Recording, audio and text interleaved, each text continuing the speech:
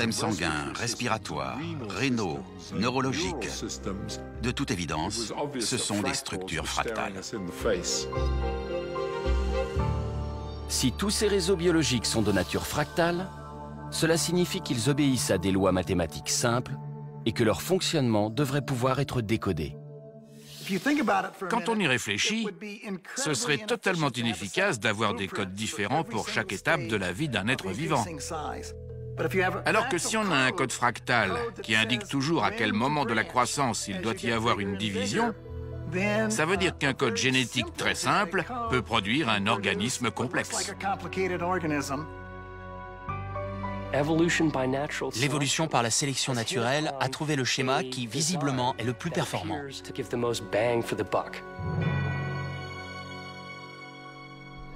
En 1997, West, Brown et Enquist émettent leur théorie. La clé du mystère dans le rapport masse-consommation d'énergie chez les animaux résiderait dans les fractales. Aujourd'hui, ils vont plus loin avec une nouvelle expérience qui leur permettra de savoir si la structure fractale d'un seul arbre peut renseigner sur le comportement d'une forêt tropicale tout entière.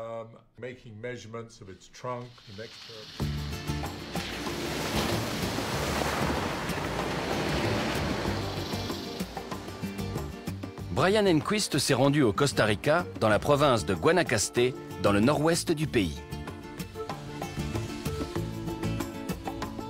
L'État a déclaré plus de 120 000 hectares de la région aires protégées.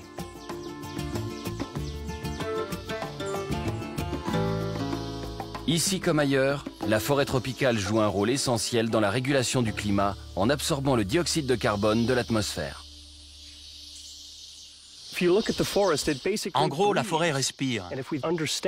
Si on arrive à connaître la quantité de CO2 qui est absorbée par ces arbres, on pourra mieux comprendre comment la forêt régule le taux de CO2 de l'atmosphère.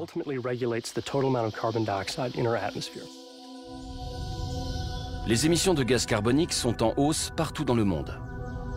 Combien de CO2 une forêt tropicale comme celle-ci peut-elle absorber? Et quel rôle joue-t-elle exactement dans la lutte contre le réchauffement climatique?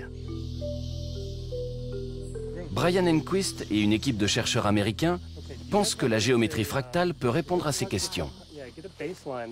On va essayer de mesurer la hauteur de l'arbre. Contre toute attente, ils commencent par abattre un balsa.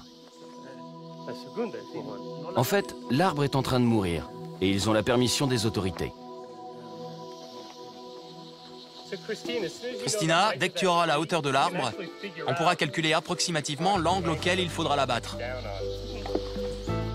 En fixant un filin à une branche située en hauteur, ils s'assurent que l'arbre tombera exactement où ils veulent. Très bien, parfait.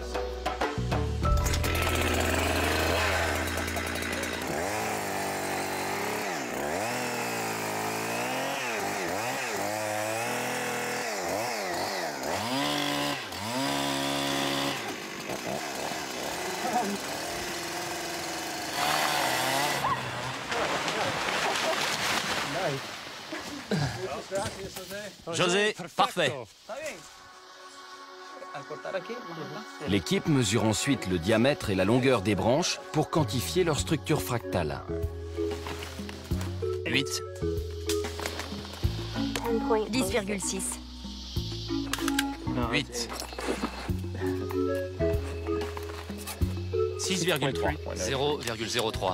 6,0. 8. 7,0 pile. Ils mesurent également la teneur en carbone d'une feuille pour ensuite calculer ce que l'arbre entier peut absorber.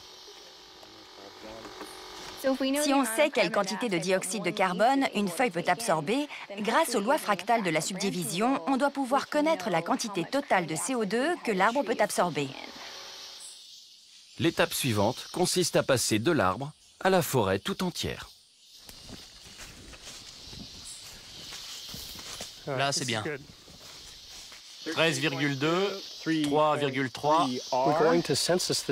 On va inventorier la forêt, c'est-à-dire qu'on va mesurer le diamètre à la base de chaque arbre, du plus grand au plus petit. Comme ça, on pourra établir des statistiques sur la distribution des arbres par taille dans la forêt. Ça fait 61,8 cm. L'aspect de la forêt peut sembler aléatoire et chaotique. Mais l'équipe pense qu'elle obéit à une structure. Et qui plus est, à une structure fractale pratiquement identique à celle de l'arbre qu'ils ont abattu. Le plus beau, c'est qu'en termes de taille, il semblerait que la distribution des arbres dans la forêt corresponde exactement à celle des branches sur l'arbre.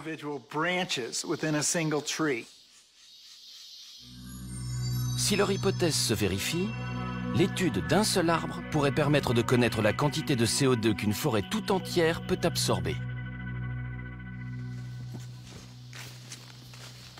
Une fois le travail sur le terrain terminé, ils examinent les données relevées pour voir si elles corroborent leur théorie.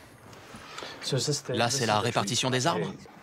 Oui, ce qui est génial, c'est qu'on retrouve le même schéma pour les branches que pour les troncs. Super. Comme ils le soupçonnaient, la répartition des arbres par zone de taille coïncide de très près avec la répartition des branches par zone de taille. C'est tout à fait extraordinaire. Les tracés sont parallèles. La courbe de structure de l'arbre est la même que celle de la forêt. Alors on a bien fait de couper l'arbre. Absolument. Jusqu'à présent, les mesures prises sur le terrain semblent confirmer leur thèse. Il est possible, à partir d'un seul arbre, de déterminer la capacité de la forêt tout entière à enrayer le réchauffement climatique. L'analyse des structures fractales de la forêt ouvre de nouvelles possibilités. On peut établir une formule mathématique qui permet de savoir dans quelle mesure l'ensemble de cet écosystème absorbe le CO2.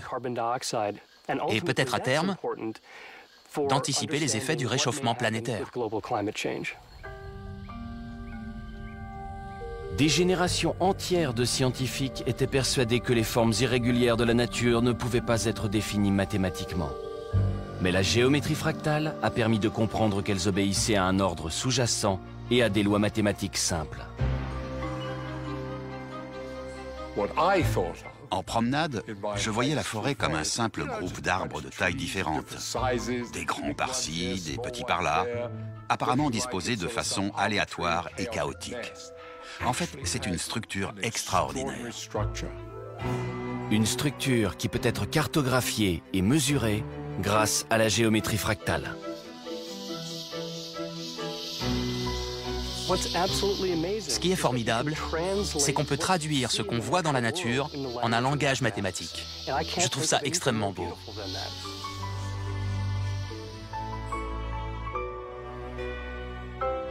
Les maths sont notre seul moyen de comprendre la complexité de la nature. Aujourd'hui, la géométrie fractale nous apporte un vocabulaire plus étendu, grâce auquel on peut lire davantage de pages du grand livre de la nature.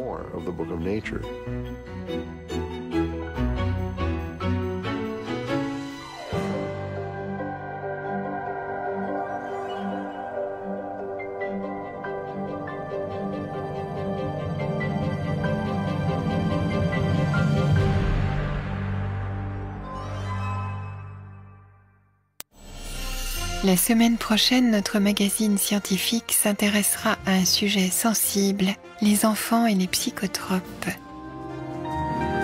Mais pour l'heure, place à une comédie documentaire sur un sujet préoccupant, la retraite.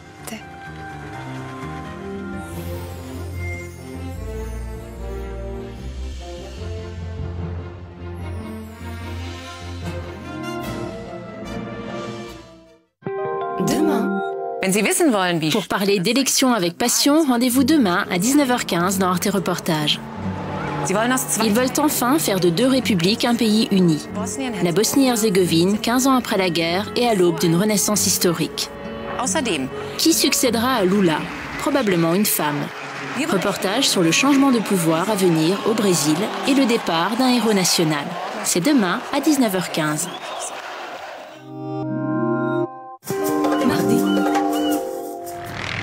13 millions d'habitants, 3000 ans d'histoire, une ville en éternel chantier, telle est Istanbul. Construite au gré des vagues migratoires, bien souvent en dépit du bon sens, Istanbul doit aujourd'hui relever un nouveau défi, devenir une métropole moderne. pari ambitieux, on le verra mardi à 22h30 sur Arte.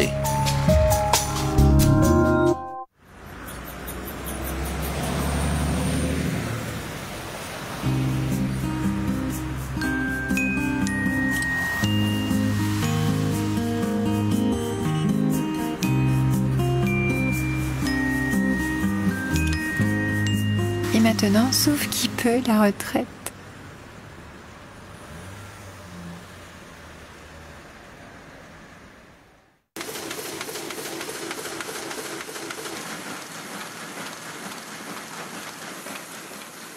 Un beau jour, des machines recrachent un formulaire qui porte votre nom.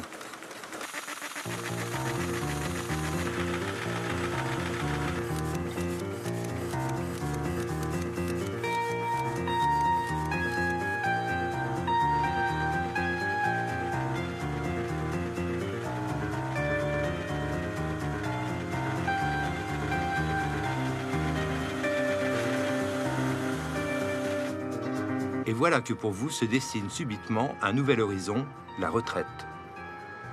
Il est écrit que bientôt, en France, vous irez rejoindre un bataillon constitué déjà de quelques 15 millions d'âmes.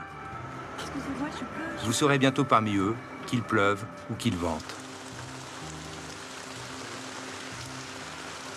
Il y a ceux qui ne rêvaient qu'à ça, il y a ceux qui ne voulaient surtout pas y penser, il y a le regard des autres, la retraite, le retrait, une autre vie à inventer.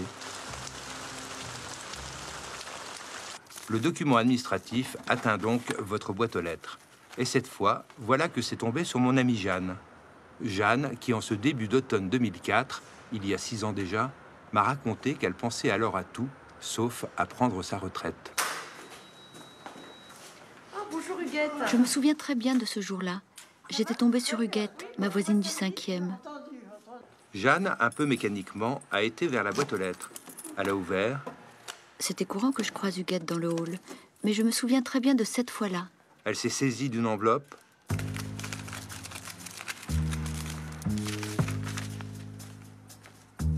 C'était un relevé de carrière pour ma retraite. Ma vie était là, résumée en une demi-page, une liste de trimestres. Je me souviens m'être dit, mais pourquoi moi déjà, la retraite? Je n'avais que 54 ans. Jeanne le sait-elle, ce formulaire administratif vient de loin. Les escadrilles de la Royal Air Force et de la Luftwaffe se livrent un duel sans merci. Il a fallu un cataclysme, la guerre et la ruine des villes, pour que le Conseil national de la résistance invente une sorte d'utopie collective, la sécurité sociale qui inclura un système de retraite.